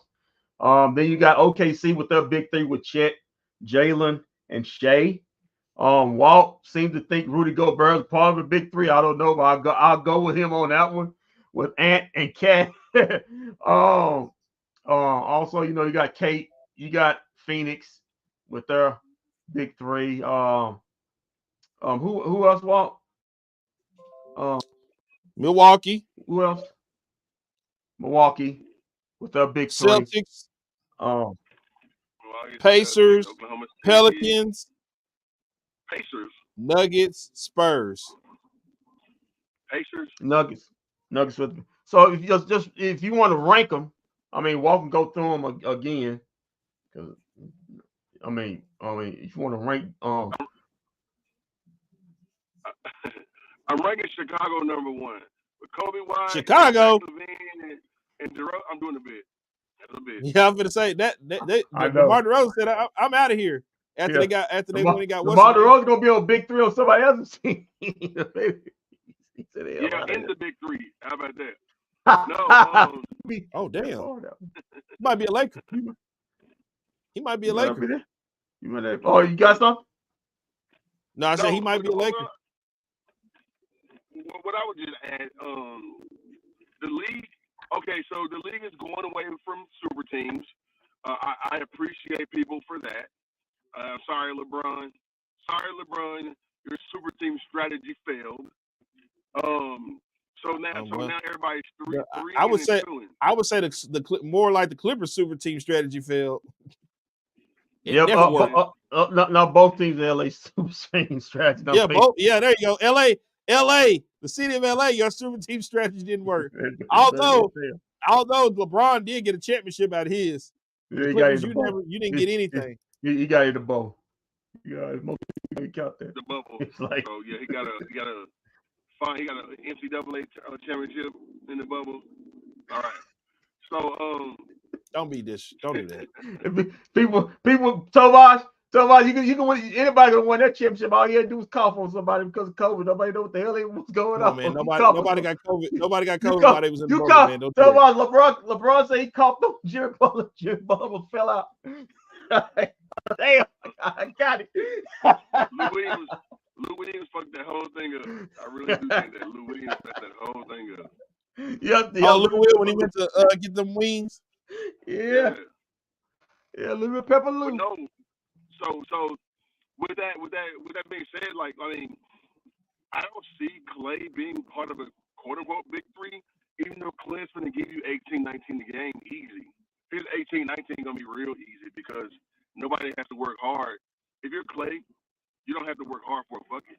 You may want to work hard for a bucket because you're used to it, but you don't have to work hard for it. Kyrie is going to have to do a lot of heavy lifting because Luke is going to be taking up the ball, I think. PJ Washington now he can breathe a little bit. He doesn't have to worry about being that third guy. And he really can play defense. He really could just focus on defense. Yeah, and catch hoops. Yeah, in the playoffs, he was needed for points per game. We actually needed PJ, and he gave it to you. And he kind of dialed down a little bit, Oklahoma City, and then also in the T-Wolves, and then in the finals, he faded away. But PJ, when you called up on him, when you called his number for getting buckets, he was a bucket in the playoffs. Like he raised many eyebrows except mine. And so they're saying PJ's now in the lab trying to rebuild his shot. He's trying to rebuild. Well, he can work on it with Clay now. Yeah, he's trying to rebuild his shot because he felt he let the team down in the finals. So he's devoting this season to rebuild and retooling his shot. He said he'll come back a new man. He did let us down, but it's okay. And if he's feeling like that, then good for PJ because I mean the dude is used for 24, 25 years old. So this dude has nothing but time and patience on his hands. That dude is going to be amazing in a couple of years. And I just hope he has a championship before not too long because, well, for one, he's going to deserve it. 2, he's going to learn from Luka. 3, he's going to learn from 2 champions on that team. Two champions on that team on how to get buckets and, of course, how to win in the fourth quarter and things of that nature. Bro, I'm telling you right now, PJ may benefit more from this than all of them right now, bro. I know one thing. They are for the first time since the team been going through this regime. I'm not really worried about the free throw shooting anymore. Oh yeah, with Kyrie and Clay shooting free throws. Kyrie, Clay, just give it to them. I mean, yeah, in closing moments, yeah, get the ball in Luka's hands. But, bro, I mean, I'm telling you, Luka's going to learn from that. He's going to benefit. PJ will benefit. And then, of course, the young guys will benefit. But if I'm Coach Kidd with Josh Green being gone, I play a lot, and when I say a lot, I play a lot of Mr. Hardy all season long. I want him. I want him to come along and bring that pedigree because I know he has it. I want him to evolve. Omax is gonna get some run too. Yeah, bring that youth on the court, man, because we're gonna need you in the playoffs with Kyrie and with Clay. So yeah, we need Mr. Hardy to get it going early so that he can have that confidence that he had, in late playoff games, giving you 10 points here and losing efforts, or giving you this many points here. I mean, that dude's gonna have his confidence, man, and I'm waiting for it. I cannot wait to see his confidence. This is a big year for Hardy because one, his contract's been guaranteed, so he's got it. But this is his last year of his contract. Remember, he's a second rounder, so he can go. He don't have to. He's got no like that first round. What is it? Where they could offer him a contract. That's none of that. He can just go to unrestricted free agency. So this is a big year. He needs to show and prove, and that he can be like that sixth man of the year because he's gonna be required to score. Coming on, I think he's gonna have his opportunities. He's not gonna be going to summer league, so you don't have to worry about that. So all this season, this off season, just working on his game, working on his shot, being more comfortable, working on his handle. I don't think they're gonna be relying on him to be much of a defensive stopper. Just a guy that can come in and get you 12 to 15 points a game. That's what I think the Mavs are looking for him because I think that's his role on the team next season. He can't fuck around in the off season, and I do know, like he's a kid, he's gonna want to hang out and do all those things with these guys. But with him, he has to learn, and this is what separates the greats from the goods is off seasons, and off seasons will do that for you. I mean, Hardy, bro, if you're watching right now, Mr. Hardy, we appreciate it. But like Jaden, I'm telling you right now, bro, this is your golden opportunity to seize this moment as a basketball player and fit and just fit. Because if he does, he's gonna be a big integral piece of a winning team, bro. And it's not gonna be even close because they're just looking for another person to add in there that can get buckets.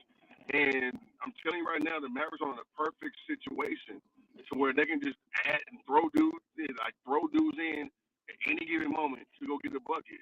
And I'm telling you right now, he will spell all those guys.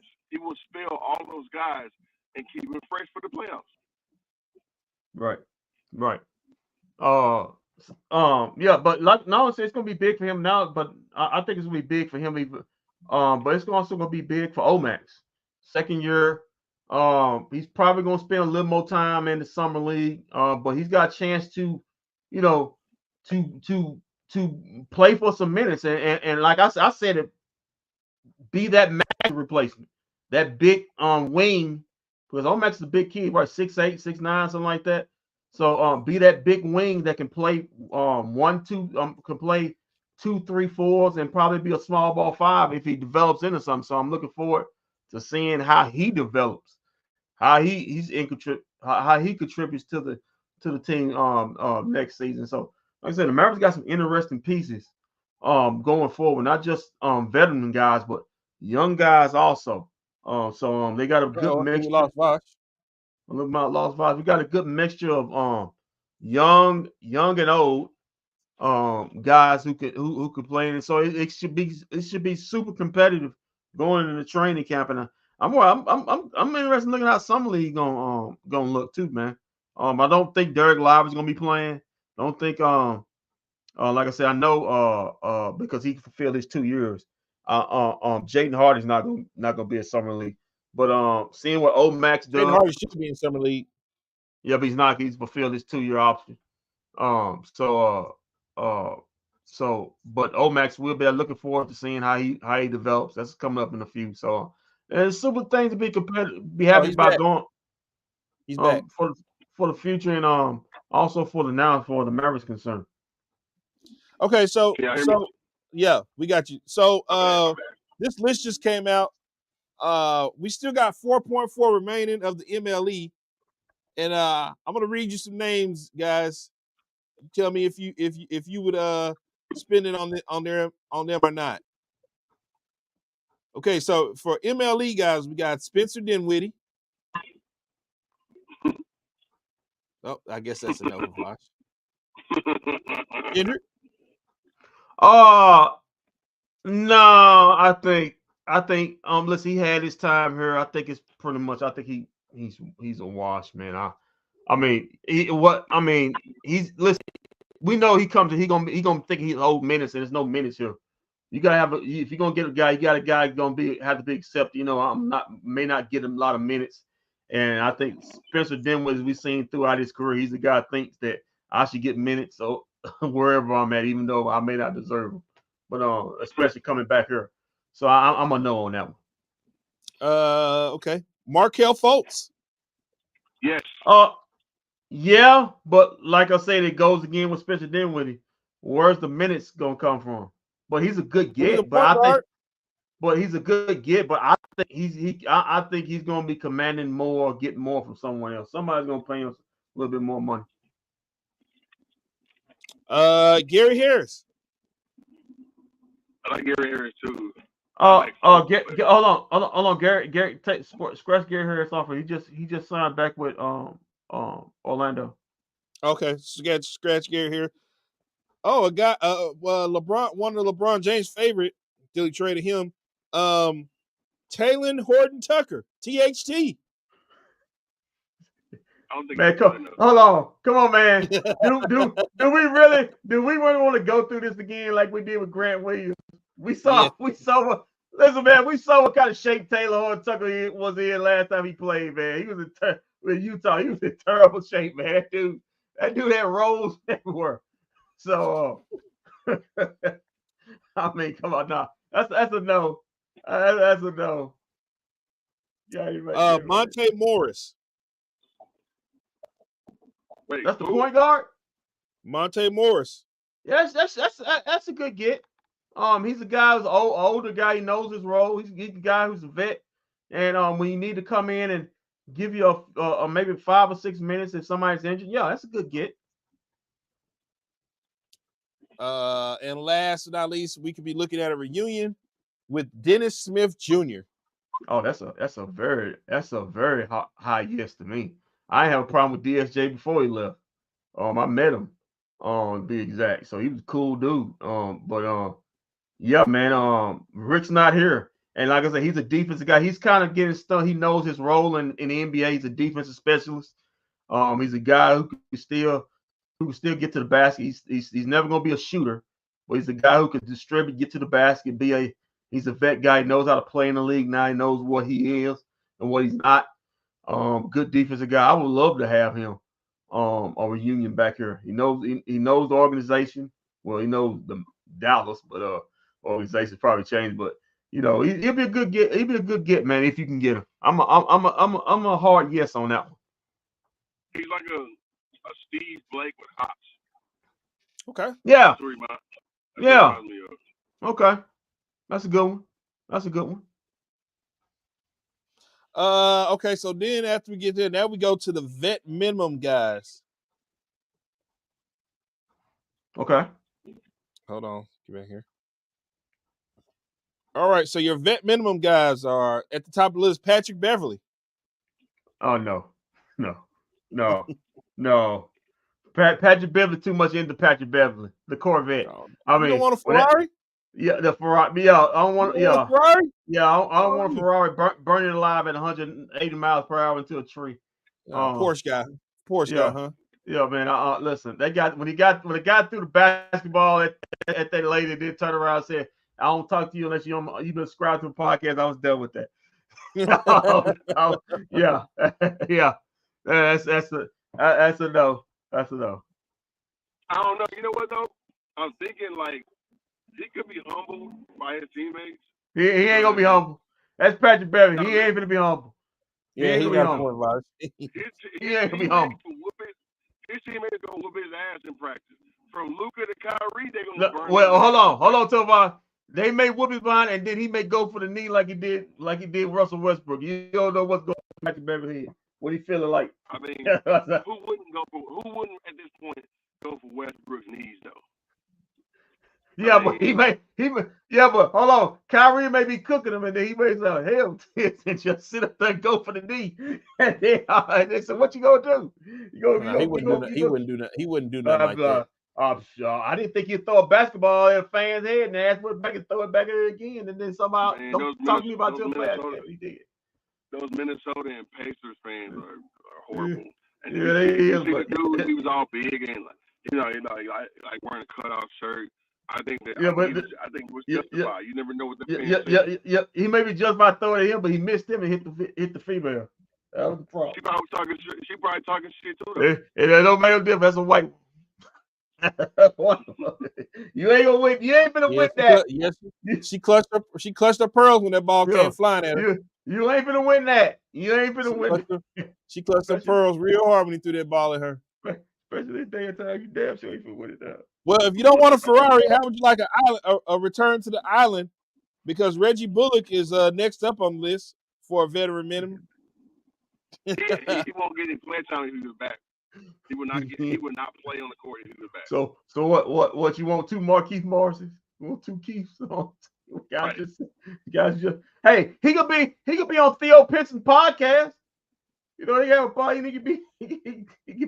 He'll contribute more on Theo Pinson's podcast. That's on the map. So yeah, okay. Next up is Vladico Kankar. Who? Yeah. Vladico Kankar. That sounds like a wine. No? It sounds like a wine.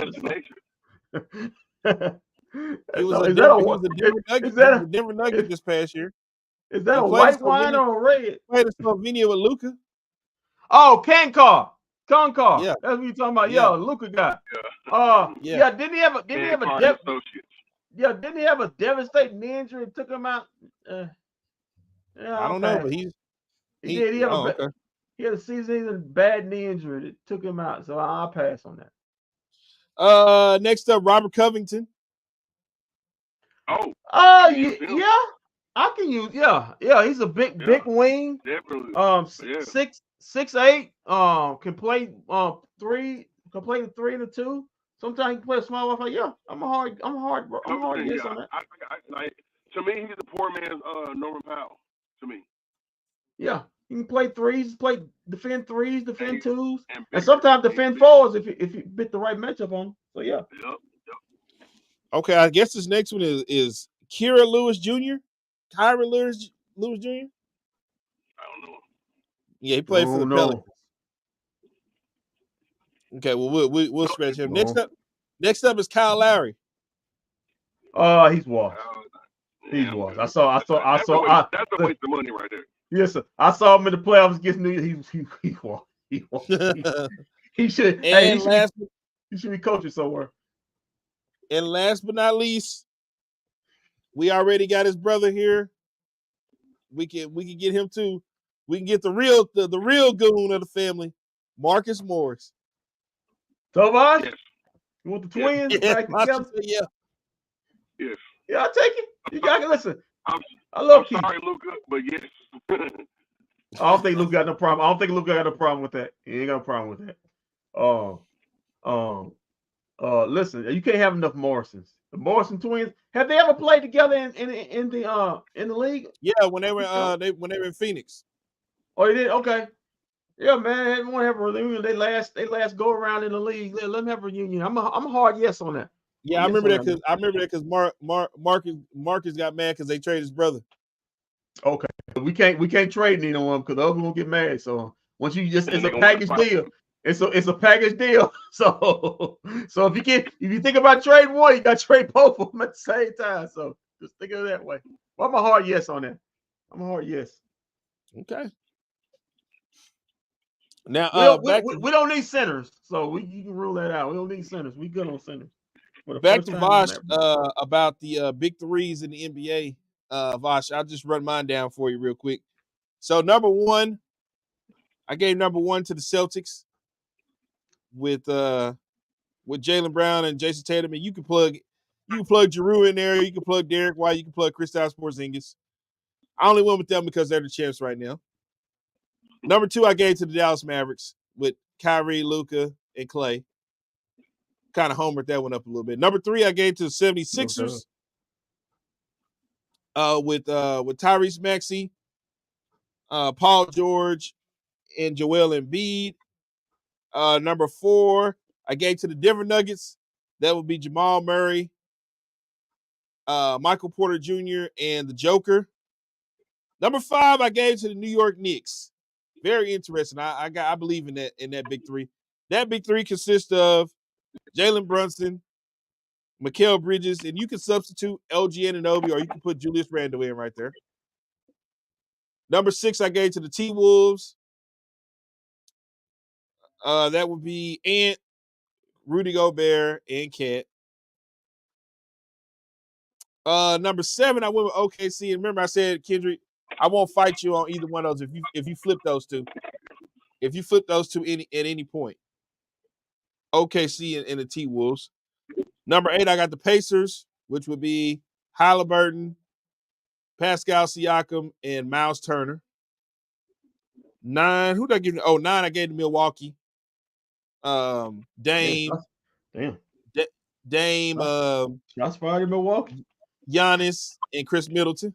Damn, Giannis done failed, but damn. Yeah, he fell. That team's still nice though. That team is bro. That team is still nice. One piece away. And you want to move? You want to move them up? Yeah, because Giannis is still a top 4 player in the game. Okay, well, Dame is a top 5 player. Who got top 10 player? Sorry. So we got the Knicks at 5, T-Wolves at 6, Oklahoma at 7. Where would you put them at? We got the Nuggets at 4. Over the Knicks. Okay. The Knicks are too undersized for that to be that high. And they're injury prone.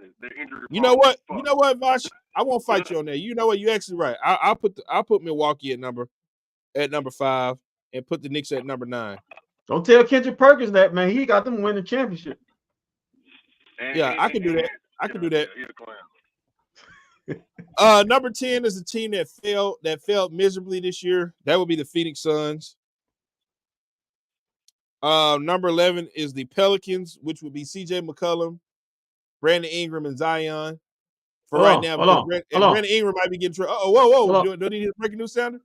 No. You forgot. You take off Brandon Ingram because he's gonna get traded.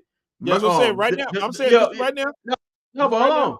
Yeah, but hold on. DeJounte Murray, CJ McCollum, and Zion. Oh, yeah. DeJounte Murray's got traded there. DeJounte Murray's got traded there from Atlanta. He's interchangeable. We'll keep it interchangeable. We'll still keep them. Wow, that's still a big three. It's still a big three.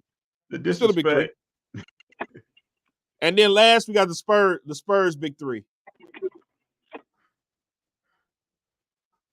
With Chris Paul, Devin Vassell, and the Kelvin guy. Wemby. Where did Kelvin guy go? Keldon Johnson. I don't think Keldon Johnson even starts. I like him, bro. I like him so much, dude. I think that he's gonna be one of those sleeper players, bro. I'm telling you. And he's the bucket. So like Chris Paul, if Chris Paul knows basketball, like I know Chris Paul knows basketball, he's gonna see the same talent that like Pop sees in him. He's gonna see the same talent that everybody else sees in this guy, and he's gonna be good, bro. Like give him another year or two. But Wemby is that dude, and so all you gotta do is just play ball with Wemby. It's gonna be.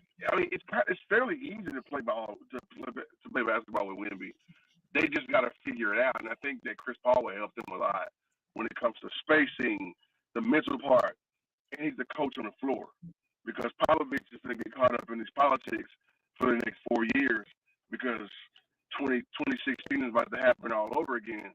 So I think that Pop won't be there mentally, and I think Chris Paul will be able to help Wemby and us players on the court while Pop fights the good fight politically. Tobias. Um, so Chris Paul's 40, about to turn 40. He's around about same but LeBron. So you think he's got how you think what he's got a couple more years left? How long you think that can last? Well, it's just I think it's a 1-year deal anyway. I think it's a 1-year deal. So it's a 1-year help my man find his way type deal. okay. Chris Paul will I'm cool with. be good. He'll average 12 to 15 points a game. He'll play probably 57 games. The Spurs will be a 9 seed, scaring a lot of people in the West before they bow out gracefully. And Wemby will probably finish top 4 in the MVP voting. Like Chris Paul's just to help elevate him. So yeah, I think he'll be a major asset for that Spurs team. Okay. It's just maybe about 4 to 6 years too late though. You know what I'm saying? Do they make the playoffs? No. They'll be one of the. There'll be a play-in. There'll be a play-in team. Bubble or play-in, then they'll lose a game or whatever to go to state, and then Steph will bow out. He'll lose probably to LeBron and them, and then LeBron and them get ate up by somebody else, and then all of a sudden, here we go with the real playoffs. Oh, okay. Since you say that real quick, let's take a look real quick. Let's just take a look at the okay. So looking at this now, and Vosh, you talked about this earlier. I mean, right now the Mavericks and the Thunder are the top teams in the Western Conference. I mean, the Timberwolves didn't do anything to get that much better. The Nuggets didn't either. Clippers lost guys. Clippers about to fall. The Suns are what they are. The Lakers. They're gonna be at the bottom of the barrel. The Pelicans are trying to get off Brandon Ingram. We don't know what they'll be yet. The Kings are trying to get Brandon Ingram. We don't know what they'll be. Yeah, but we don't know what they had to give up. They might have to give up Sabonis. Yeah, we don't know what they had to give up. That'd be like a push right there. We don't know what the Warriors are gonna be yet. Even unless they pull off a big deal for Laurie Market, they pretty much done. Okay. The Rockets are up and coming. Yeah, but they kind of in the same boat as the Spurs is. Jazz are what they are. They taking for Cooper Flag next season in the draft. You've got Ja coming back with the Grizzlies. Now that's a mystery team. Okay. That's a mystery team. Why? Because we ain't talked about them, but I don't think they're a bubble team. I think it's presently healthy. I'll put it like this right here. If you ask me my top teams in the West, I was gonna put them on the group chat, but I didn't. I'll put it like this. I got Mavericks, Thunder, interchangeable. You want to put 1 or 2. I got Minnesota 3. I got Denver 4. Okay. And I got Denver 4. And then I got Memphis 5, because I think when they are healthy, they are a problem. When we don't have no gun issues and Ja's locked in, they are top 5 team. Remember 2 years ago, the team was killing teams, man. I got them 5. I got them over Phoenix. I think Phoenix on their way down. I think the Clippers on their way down. So for I think the Lakers are 6. Then I have I got Sacramento 7, Pelicans 8, and then I could have you got Phoenix, Golden State. I think them guys are complete for that back end, that play-in right there. And then you got, the other bad teams, Portland and Utah and stuff. So you think Phoenix, the Spurs be a number 9 or 10 or a 10 seed? Yeah, but Memphis is my Memphis is my mystery team. Okay, I'll put it this way: Memphis can get to 5, get as high as 5, or they could be locked into playing. It depends on if it's about basketball. Because if you look at the roster, shout out to my boy Jeezy Cuts on Instagram. He said, "Wall, you've been calling this for years. It finally happened." Shout out to you, Jeezy. You're right. I have been calling it. I've What's been up? calling. Blow clock. A blow clock work twice a day. Hey, don't do that. We celebrate. I bought us Clay Thompson. But Tovash, come on, man. Yeah. You listen. If you look at Memphis, just think about Memphis roster. They really haven't changed anything. Just remember their roster from 2 years ago when they was healthy. And they got Marcus Smart now. They had Smart. Marcus Smart last year, but they got Marcus Smart. Tovash, just remember their roster. They can be a top 5 team in the West. Or if it's about basketball, if it's not about basketball, they can be a playing team. All right, so let me ask you this question. Let me ask you this question. Do the Boston Celtics win the championship against the Mavericks with Drew Holiday off the roster and Marcus Smart on the roster? Say that again? No. Do the Boston Celtics win the championship? No. Minus Holiday plus Marcus Smart. No. Because Drew Holiday won them. He won them 2 games in that finals. Oh, Kendrick, I guess we should throw that big 3 in there: Desmond Bain, Jaren Jackson Jr., and John Morant. I know what Tova's trying to get. I understand, but don't look at Marcus Smart. Just remember what Tova's. Remember the roster 2 years ago. They were nice when it was about basketball, and you didn't have guys in the club with guns and everything. With John. Yeah, but see, that's the thing though. You're always gonna have that with him. And they got rid of Steven Adams. They got rid of Steven Adams too. Yeah, so you're gonna have that. That comes with the territory. If Luka is gonna be whiny, crying, crybaby Luka, then I'm sorry, John Morant. You're gonna be gun guy John Morant partying in the club with your dad. That just comes with the territory. I'm sorry, y'all. I mean, it is what it is in basketball and sports. So that's why I'm not putting Memphis that high in my game. I'm sorry, Memphis. I love the city. I love Tennessee, period. Minus the racist people, but John Morant ain't the answer. If y'all just need John Morant by himself, sure, he's going to be one of those dudes that's going to wow you every single night. They're not beating nobody in the playoffs, especially if your main guy is not available. If your main guy is as fragile as anybody in the past that cannot stay on the court, Kawhi, Allen Iverson, guys like that, and Kawhi got a ring. Allen Iverson don't have a ring.